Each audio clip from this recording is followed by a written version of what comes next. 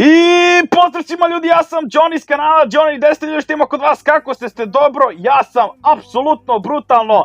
Danas igramo Soccer Manager 22, radimo nešto prezanimljivo, radimo ljudi moji rebuilding Manchester Uniteda, veliki rebuilding.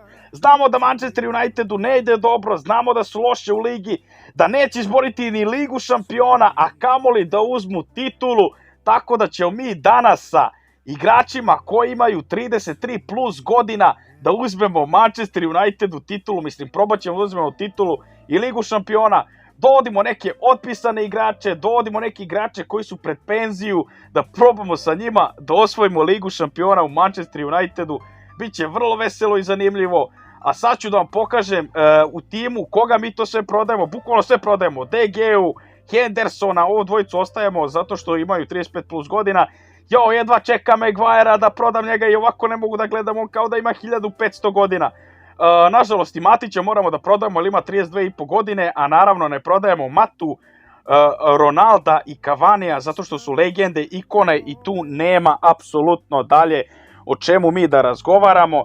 Što se tiče ovako, vidjeli ste šta sve stavljamo na transfer i šta sve planiramo da prodamo, a sad ćete da vidite koje 33 plus starce, matorce, koje su legende, ikone planiramo zaista da dovedemo. Prvo ćemo tu da stavimo godine, da stavimo 33 iznad da imaju, znači ovako 33 plus godina. Idemo pozicija golmana, prvo sam mislio da dovedem Manuela Neuera, Keylora Navasa, ali onda sam video brata Handanovića koji bukvalno samo što nije završio sezonu, ja mislim da je ovo jedna od njegovih posljednjih sezona, daćemo za njega nekih 8,5 milki, ja se nadam da će prihvatiti, ma nema tu šta.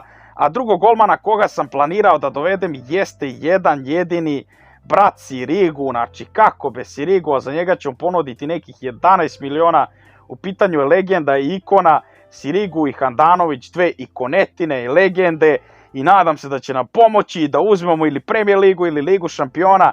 Idemo sad odmah na poziciju centralnog beka, da vidite šta planiram na poziciji centralnog beka.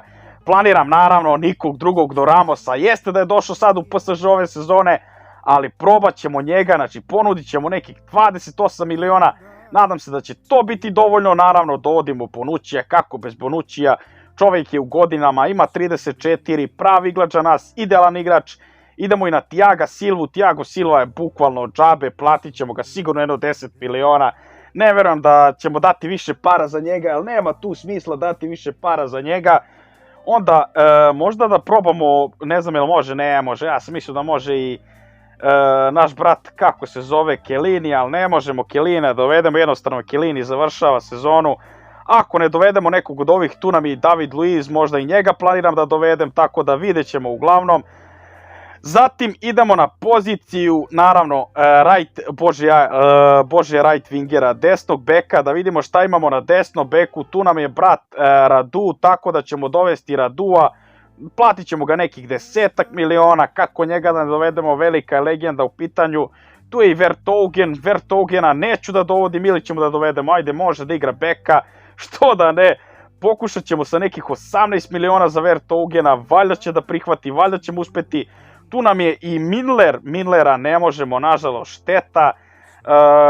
U stvari nisam video Marcela, vidi Marcela, podovodimo Marcela, on će biti prvi, tu nema tu dalje Marcela, sigurno tu je Kolarov, da li bi mogli Kolarova da dovedemo, ne možemo ni Kolarova. Ovi ostali me ne zanimaju, možda Kristantea da probam, ali jednostavno ne želim. To je to, idemo sad na poziciju centralnog beka, o bože, već sam bio na poziciji centralnog beka, šta je meni čovječe, prolupao sam, brate Emili. Idemo na poziciju right beka gdje planiramo da dovedemo naravno Cuadrada. Cuadrado će biti zaista malo skuplji, tako da ćemo dati nekih 20, bože nisam teo ceo budžet da dam, nekih 28 miliona za njega, nadam se da će da dođe.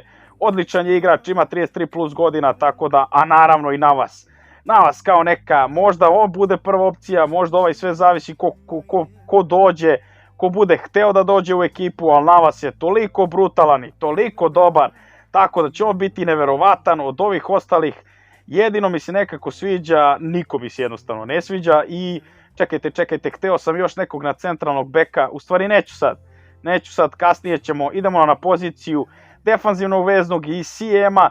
Tu ćemo naravno da probamo da dovedemo jednog jedinog Luku Modrića, klasa je večna, koja je on ikona i legenda, to je strašno. I naravno idemo na njegovog timskog kolegu Raketića, platit ćemo nekih 25 miliona, ako se dovede se, ako ne, ništa.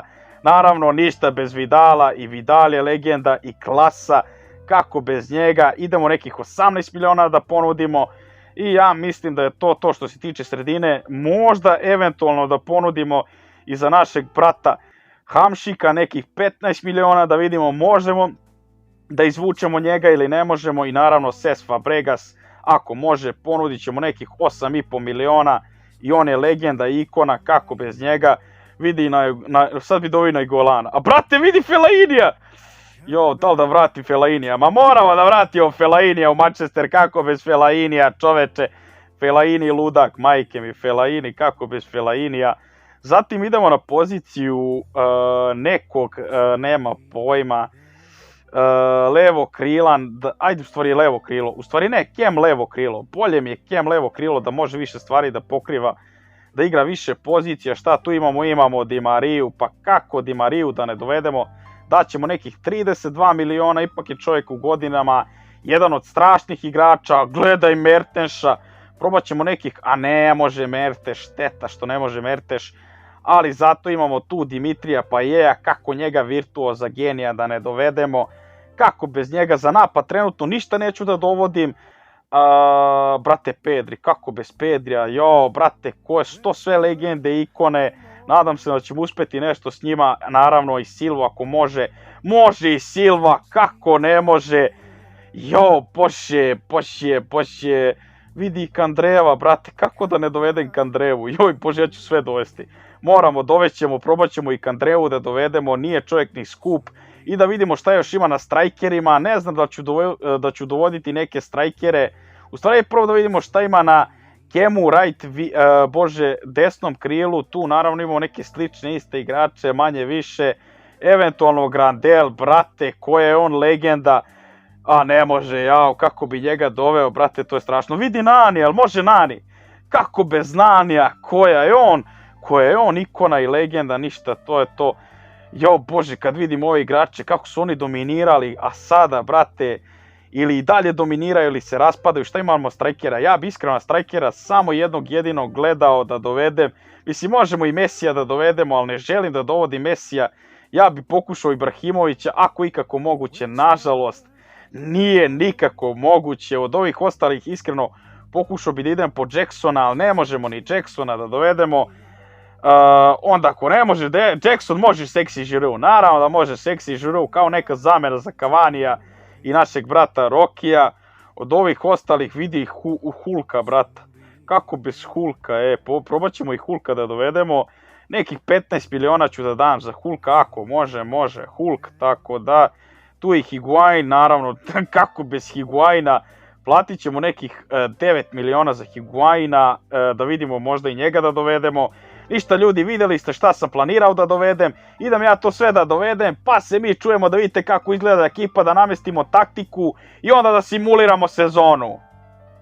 I ljudi moji, evo ga, totalan rebuilding ekipe, bukvalno svi 33 plus igrači koji imaju 33 godine su tu.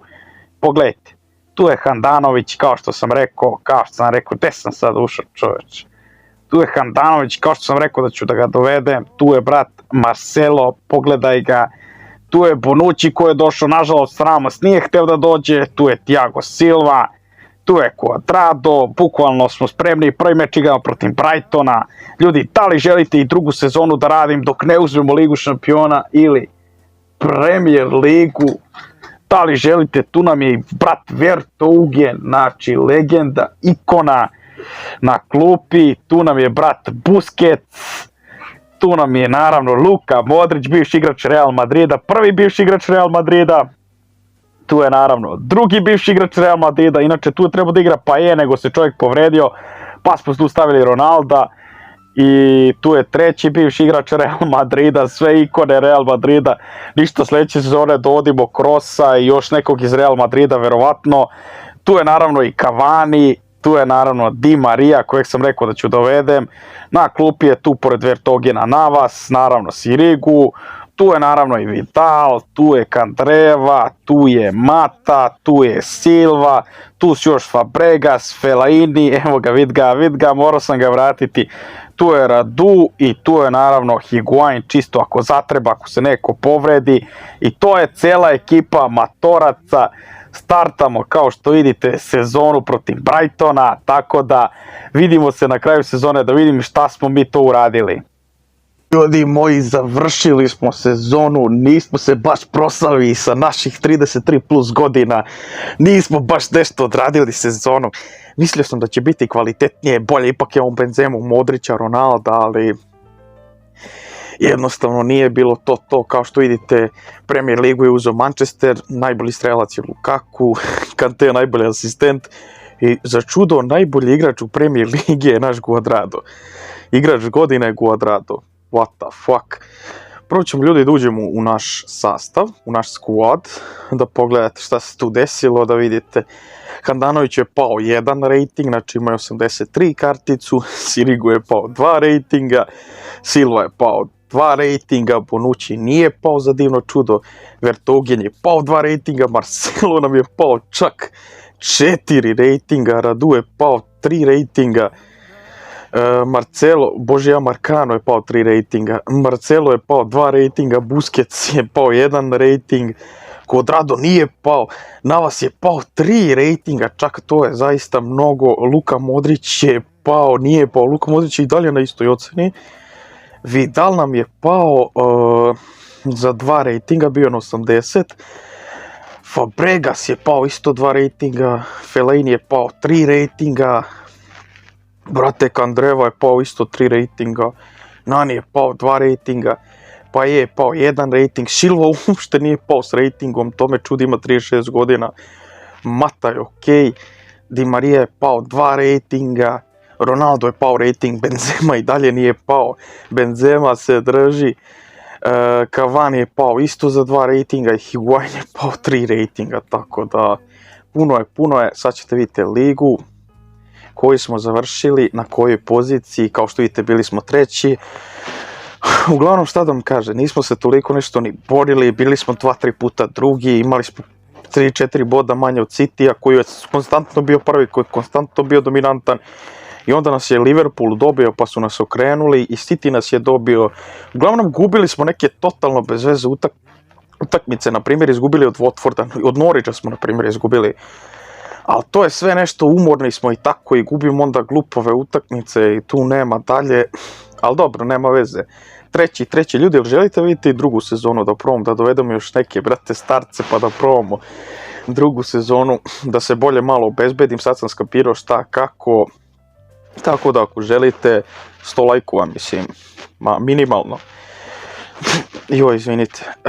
Što se tiče najboljih strelaca, naš Ronaldo je 4. iako je bio sve vreme prvi i posljednjih 10 utakmica uopšte nije igrao kako sam ja želeo da igra i nije davao puno golova, znači dao 23 gola, znači sasvim super, Kante najbolji asistent, naš Cuadrado što najjače, brate, u top players imamo naših 5 igrača.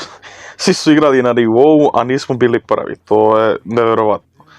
To je zaista nevjerovatno. Kao što vidite, City osvojio titulu, opet City dominira. Dobro, nije ni bitno, a da vidite Ligu šampiona. Oni su u Ligi šampiona imali laku grupu u pravom životu, u real life-u, i uspjeli su da prođu kao prvi.